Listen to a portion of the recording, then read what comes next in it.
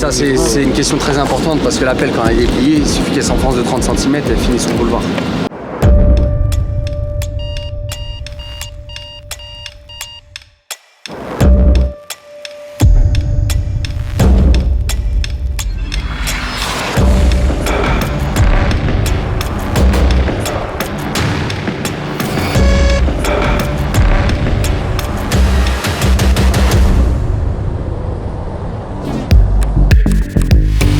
Fin d'intersaison 2022, on a pu enfin faire tout ce qu'on voulait. On a décalé le terrain, on a déplacé tous les accès pour les spectateurs du nord vers le sud.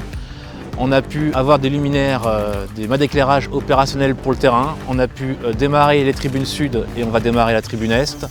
On a pu livrer l'école de foot. Donc le Red Star n'est plus dans la tribune nord qui a été démolie, mais maintenant est dans l'école de foot. On est déjà en train de préparer la prochaine intersaison où pareil, on aura des accès à modifier, mais ça c'est Bauer.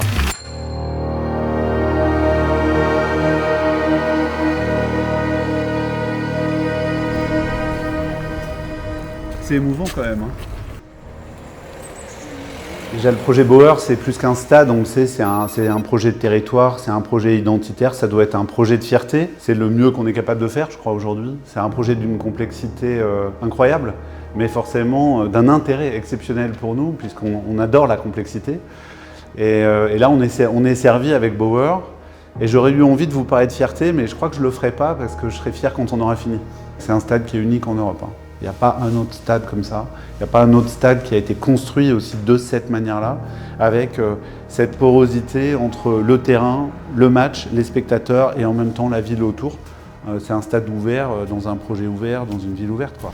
Le projet Bauer, c'est un Tetris où on doit emboîter, désemboîter, reconstruire, refaire, déconstruire. Et tout ça dans un projet qui réhabilite, mais plus que l'ouvrage, mais l'identité de Bauer.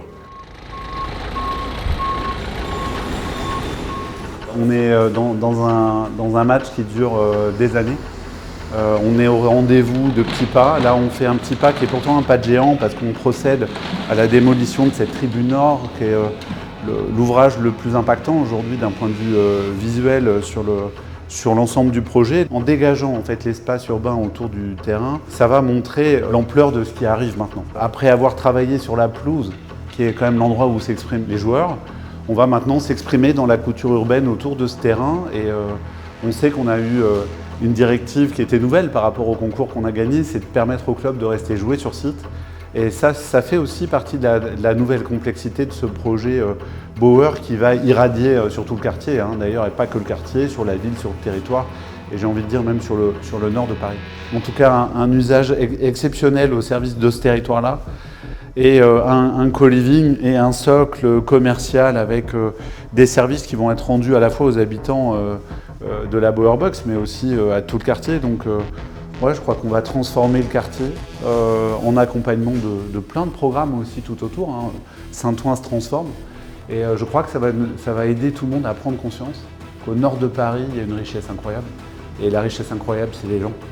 On doit être très conscient de la place qu'est la nôtre, c'est d'être passeur entre un avant, un présent et puis un demain, quoi. Voilà, et le demain, on le voit dans la boxe. Voilà, j'ai vraiment hâte de la découvrir érigée, habitée, vivante, avec une très bonne surprise à vous annoncer bientôt. Et avec cette nouvelle dynamique, avec cette mise en tension, mais positive en fait, des énergies, on va faire un truc incroyable ensemble au nord de Paris et ça démarre ici à Saint-Ouen. Le chantier jamais fini, en fait c'est un jeu de chaises musicales avec des accès qui à chaque saison on remet tout en jeu et tout évolue.